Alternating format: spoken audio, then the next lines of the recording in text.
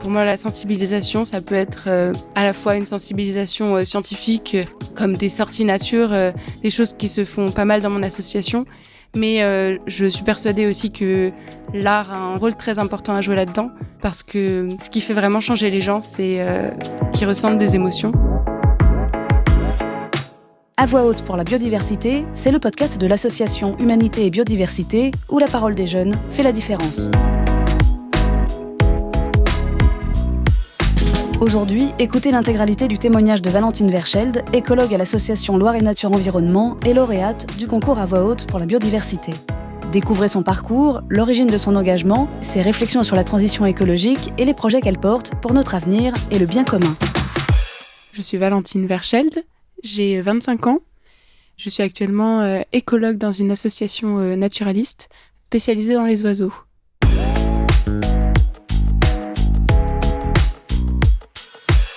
Quand j'étais petite, j'ai pas forcément été sensibilisée par la biodiversité. J'ai grandi dans des villes, j'ai bougé pas mal. J'étais assez loin du vivant. Par contre, j'ai commencé à m'intéresser au vivant, je pense, par les cours. Et je pense les cours d'SVT, c'est ce que je préférais, Sciences et Vie de la Terre. Et en fait, j'adorais ça. Je trouvais ça super impressionnant à quel point le vivant pouvait être complexe et si bien agencé en même temps. C'est parti de là. Et donc après, j'ai voulu faire mes études en étudiant encore plus le vivant, sans vraiment savoir ce que ça allait donner professionnellement, mais juste parce que je trouvais ça vraiment incroyable, la façon dont ça fonctionne.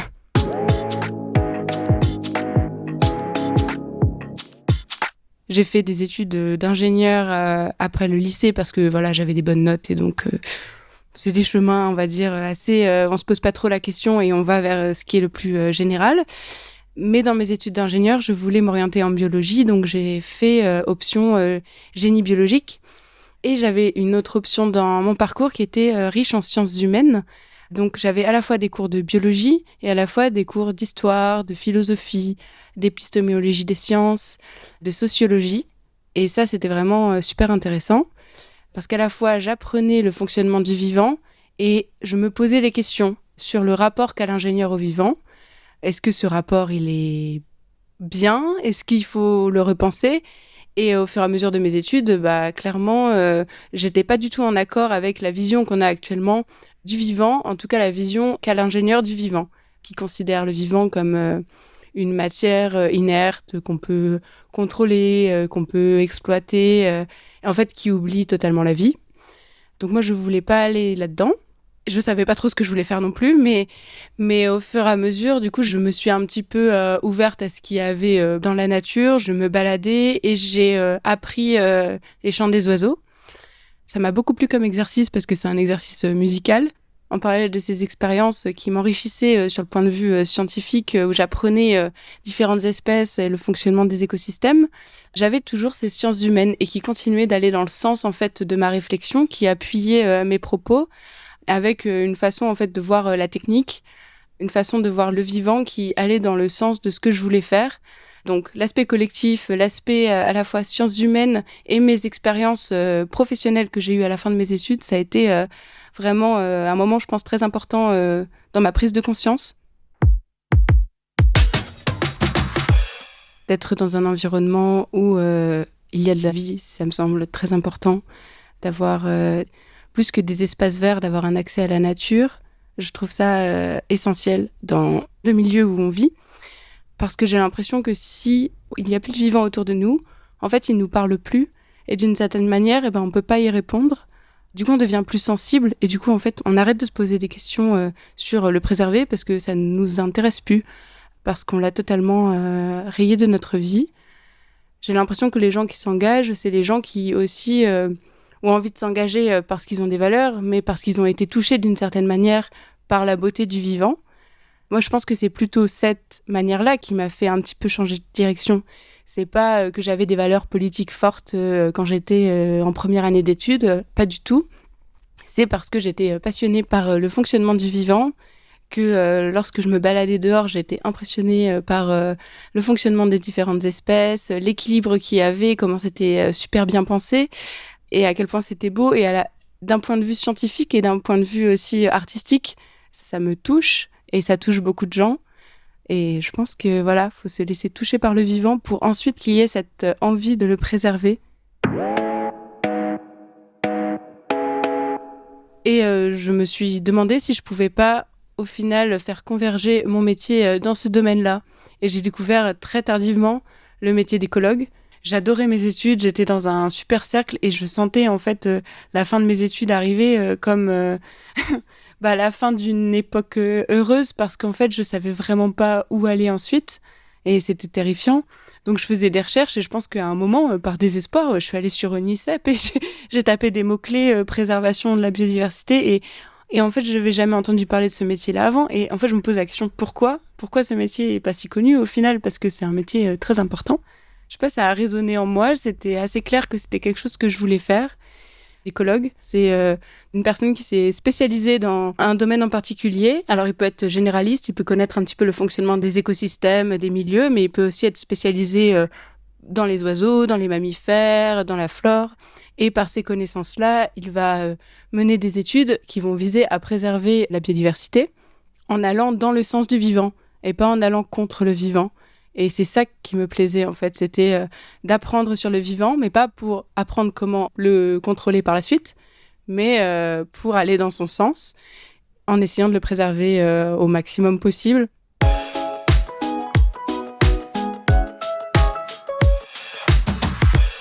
Les étudiants qui étaient autour de moi étaient sensiblement dans les mêmes questionnements.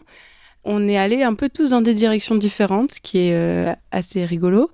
Il y en a aussi qui, au final, n'ont pas fait le métier d'ingénieur et qui sont dans la protection, la sensibilisation de l'environnement, mais d'un point de vue plus pédagogique. Tandis que moi, je suis plus dans l'expertise scientifique. Il y en a qui sont allés dans la culture, qui font du théâtre, parce que j'ai aussi rencontré pas mal d'amis autour de l'art. Il y en a une aussi qui est partie voyager sur un bateau et qui veut préserver les océans. Il y en a une qui s'est rapprochée des low-tech. Et en fait, je me rends compte que voilà, tout le monde de sa manière, au final, a réussi à trouver un chemin qui lui correspondait le mieux, que notre bagage d'ingénieur n'était pas quelque chose qu'on rejetait, mais voilà, on l'avait pris et moi, ça m'a apporté plein de choses, notamment du coup cette pluridisciplinarité dans mes études, avec ces sciences humaines. Je rejette pas ça du tout, au contraire, je suis très reconnaissante. Avec ça, maintenant, on va dans la direction où on a envie d'aller. C'est renoncer à certaines choses, c'est renoncer à un certain confort, sûrement. Mais il y a plein de chemins qui sont possibles. Au fur et à mesure de mes études, j'ai eu un espèce d'enthousiasme qui s'est développé. Je pense qu'il est aussi collectif. C'est que j'avançais pas seule dans cette direction-là. Un certain nombre de personnes dans mon entourage, on se posait les mêmes questions. On se rendait compte des possibilités. Voilà, il y avait une effervescence de groupe. Parce qu'on était tous un petit peu en accord sur certaines choses. On savait pas trop ce qu'on voulait faire, mais on y allait. Et ça, c'était très motivant. Autour de moi, il y a forcément des gens qui sont très sensibles. J'ai également des amis qui le sont beaucoup moins. Et je suis persuadée, il y a aussi des personnes qui n'ont pas du tout de sensibilité pour ces questions environnementales. J'ai l'impression que j'arriverais plus à convaincre des personnes ou à transmettre des idées par le biais de la création artistique plutôt que par un débat d'idées. Je suis moins à l'aise avec les mots, je suis plus à l'aise avec ce que je ressens au fond de moi et la manière dont j'ai envie de l'exprimer. Et après, si ça peut toucher des gens, c'est encore mieux. Ça donne encore plus de sens à la création. Je sais que j'ai des amis qui, eux, s'engagent, qui militent, qui rédigent, qui parlent, qui prennent la parole. Je suis peut-être un petit peu moins comme ça dans ma façon de fonctionner, mais je sais qu'en fait tous les moyens sont bons pour en fait sensibiliser d'autres personnes. Je trouve que c'est le plus important à faire.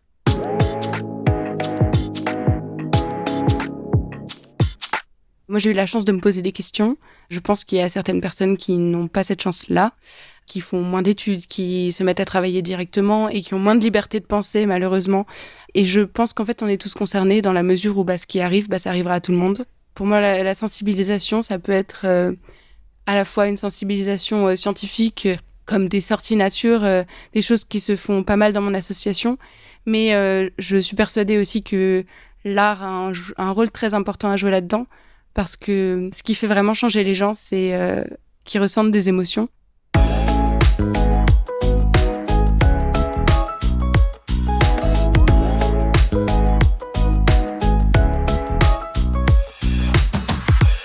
La façon dont je suis passée à l'action, je pense qu'elle a été progressive également. Je pense qu'elle s'est faite avec mon entourage, les gens qui étaient autour de moi, la façon qu'ils avaient de changer de mode de vie. Je pense que oui, c'est vraiment très lié aux gens qui m'entourent. Après, c'est également lié à ma façon de voir le monde. Ça, je pense que ça a vachement changé quand j'ai commencé à faire du terrain et à me professionnaliser dans l'ornithologie. J'étais beaucoup plus dehors et beaucoup plus attentive à tout ce qui est autour de moi. Ça m'a vraiment ouvert l'esprit.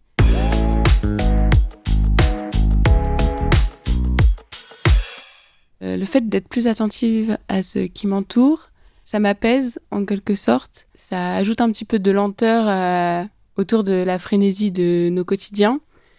Et je me rends compte qu'il y a de très belles choses qui sont à ma portée. Donc, ça fait que dans mes pratiques quotidiennes, je ne vais pas forcément chercher l'inaccessible. Que ce soit par exemple pour le voyage, pas besoin d'aller au bout du monde pour avoir une expérience incroyable de voyage. Et j'ai l'impression que ça s'applique un petit peu partout.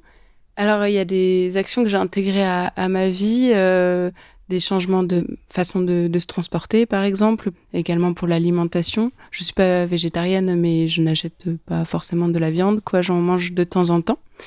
Et j'essaye aussi d'avoir, je pense, du lien social local autour de moi. J'ai l'impression que ça me rend aussi plus heureuse d'être présente, d'être proche de mon quartier, être ouvert et se laisser toucher par ce qui est déjà autour de nous. Je pense que c'est ça le plus important.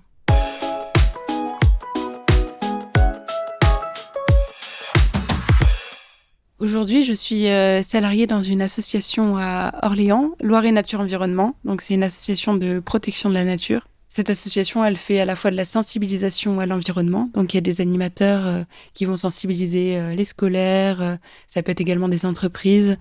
Et il y a un groupe dans lequel je fais partie, d'écologues, qui fait des suivis de la faune et de la flore, des expertises scientifiques. On travaille avec des communes pour des inventaires de la biodiversité communale. On travaille aussi avec des entreprises, et ça c'est assez intéressant, de pouvoir faire des suivis par exemple sur des exploitations de carrières ou des suivis sur des bâtiments qui vont être rénovés. Je trouve ça très intéressant d'être en contact avec plein d'acteurs différents, que ce soit des collectivités, mais aussi des grosses entreprises.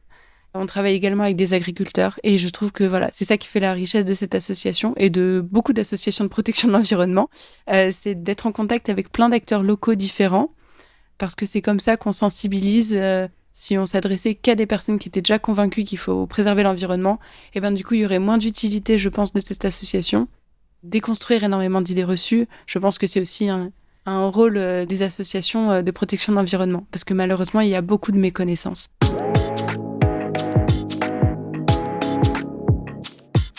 J'ai entendu parler du concours à voix haute pour la biodiversité, je pense par les réseaux sociaux. Et en fait, ça m'a tout de suite parlé parce que ça touchait un thème qui m'est fort, c'est le thème du vivant et la façon de s'y prendre qui est par le biais artistique. Et là, ça m'a tout de suite parlé parce qu'en fait, là, je travaille avec le vivant, mais d'un point de vue scientifique, mais j'aime beaucoup créer à côté et je suis persuadée qu'en fait, les deux sont totalement compatibles, la création et le vivant. Donc là, je me suis dit que c'était vraiment une bonne opportunité pour créer quelque chose. À ce moment-là, j'étais dans une grande ville et tout de suite, j'ai eu plein d'inspirations concernant cette ville en particulier parce que ça m'était lourd de vivre dans cette ville-là, parce qu'il n'y avait pas de silence, parce qu'il n'y avait pas de calme, parce que tout était bétonné et tout était très rapide. Je me sentais pas bien parce qu'il n'y avait pas une atmosphère calme dans laquelle on pouvait se sentir bien, tout simplement. Du coup, j'ai écrit un texte qui me parlait sur mon expérience de la ville et je pense que ce texte était très personnel à la base sur mon ressenti quotidien de vivre dans une grande ville. Et ensuite, je ne savais pas trop en fait quel support allait aller avec ce texte-là. Ce qui m'a parlé le plus, c'était de la stop motion j'en avais fait un petit peu quand j'étais au collège, donc ça remonte quand même pas mal. Le stop motion, c'est une façon de faire une vidéo image par image. Donc je l'avais fait avec du papier découpé. Et en fait, en faisant bouger un tout petit peu les petits papiers, à chaque image, on crée du mouvement. Et donc ces images, une fois rassemblées, on peut faire un petit film d'animation avec des effets, je trouve, sympathiques, même si c'est très bricolé au final. La façon dont je l'ai fait, c'était très bricolé, mais voilà, ça me plaisait. Je savais pas trop à quel public je m'adressais. Je pense qu'au début, c'est vraiment venu d'un besoin d'expression sur ce que je vivais parce que c'était lourd et que c'est venu comme ça. Et après coup, je pense que c'est notre perte de lien avec la nature dans la ville. Je pense que c'est une thématique qui est forte et qui me touche. Le concours Humanité et Biodiversité, moi, ça m'a permis de commencer quelque chose parce qu'au final, je faisais beaucoup de dessins, mais c'était pas forcément du dessin engagé. Et là, j'ai vraiment cette volonté de continuer à créer pour partager aussi cette vision du vivant qui, pour moi, doit être revue. En tout cas, mon avenir, ce serait à la fois continuer sur le point de vue scientifique, à faire de la sensibilisation scientifique, qui est pour moi aussi très important, mais ajouter à ce côté scientifique un côté artistique qui, pour moi, permet de toucher d'autres personnes et les toucher d'une manière différente.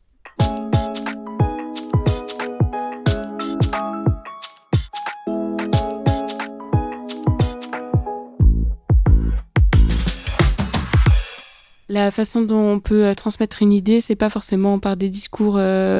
Forcément, la politique joue et c'est important d'agir d'un point de vue politique. Mais il y a aussi des actions qu'on peut faire dans la vie de tous les jours, que ce soit des discussions aussi avec des amis, des questionnements. Et en delà de ça, je pense qu'il y a également la création artistique, qui pour moi a une place très forte là-dedans. C'est en créant quelque chose de personnel et qui nous affecte. Bizarrement, en fait, c'est ça qui va parler à quelqu'un d'autre, quelque chose de très personnel et qui vient de nous. C'est ce qui pourrait toucher, en fait, plus facilement quelqu'un d'autre. Partir de son expérience personnelle, je trouve que ça parle plus aux gens.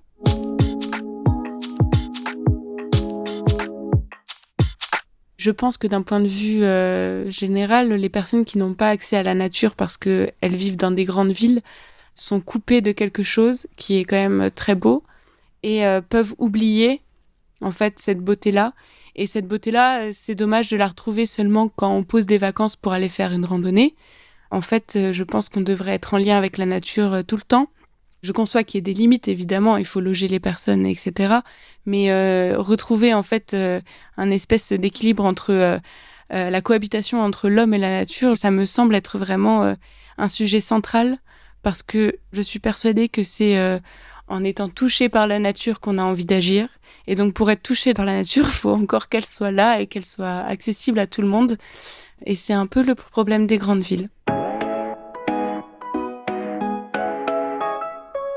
L'enjeu de la biodiversité, je trouve qu'il est fort parce qu'on en parle peu, il est très peu médiatisé. C'est la transition climatique, énergétique qui importe et je comprends que c'est quelque chose d'important. Mais en fait, il y a des espèces qui déclinent et personne n'est au courant. C'est des choses qui devraient être, je pense, beaucoup plus médiatisées. Il y en a qui se posent des questions quand ils voient des espèces qui disparaissent. À quoi ça sert ? Parce qu'on rapporte tout à nous. En fait, nous aussi, on est le vivant parmi le vivant. Et c'est quand même assez triste de voir que certaines espèces sont en déclin et sont très menacées et que ça nous laisse totalement indifférents. Je trouve ça très triste parce que nous sommes aussi partie de ce grand ensemble et voir cet ensemble s'effondrer, ça devrait nous alerter. Donc je pense que le plus grand enjeu, c'est de changer ce regard-là, c'est de se dire que le vivant, il faut pas le voir uniquement comme intérêt commercial qu'on peut contrôler, etc. C'est quelque chose dont nous faisons partie et quelque chose qui est en train de s'effondrer. Pour moi, c'est ça la prise de conscience qui j'espère, sera de plus en plus forte dans notre société parce qu'elle est nécessaire. Après, sur une note plus positive, je pense qu'il faut se rattacher à ce qu'il y a autour de nous. On est bombardé par les médias d'informations qui viennent à l'autre bout de la planète et qui sont en plus en ce moment terrifiantes. Et ce qui est bien, c'est en tout cas, ce qui m'aide moi et ce qui me détend, c'est d'avoir regardé ce que j'ai autour de moi, notamment aller me promener dans la nature et être sensible en fait à tout ce qui se passe autour de moi. Je trouve que regarder le monde différemment, le regarder avec plus d'attention et se rendre aussi disponible pour que le monde nous touche. Et dans cette posture-là, moi, je suis beaucoup plus détendue. Je trouve que le monde est beau, malgré ce qui se passe. Et j'ai envie, je pense que c'est important de continuer à s'émerveiller, de continuer à le trouver beau et à être touché par la beauté du vivant. Je dirais que la manière dont on peut être touché par le vivant, je trouve beaucoup de similarités avec la manière dont on peut être touché par une œuvre d'art. Je fais beaucoup de liens entre l'art et le vivant, parce que pour moi, ce sont des choses qui sont en mouvement et à la fois incontrôlables. On ne peut pas saisir le vivant, on ne peut pas le comprendre totalement dans la mesure où on en fait partie. Et je trouve que c'est un peu la même chose dans une œuvre d'art. On ne peut pas forcément expliquer pourquoi quelque chose nous a touchés, mais ça nous touche et je trouve que c'est important de rester ouvert et disponible pour se faire émouvoir, que ça soit par le monde qui nous entoure et par les créations artistiques qu'on reçoit. Merci à Valentine Verschelde pour son témoignage dans À voix haute pour la biodiversité, le podcast où la parole des jeunes fait la différence. Si vous avez aimé ce podcast, montrez-le sur votre plateforme d'écoute avec 5 étoiles et un commentaire. Pour agir et nous rejoindre, retrouvez Humanité et Biodiversité sur le web et les réseaux sociaux. Un podcast produit avec le soutien de l'Office français de la biodiversité.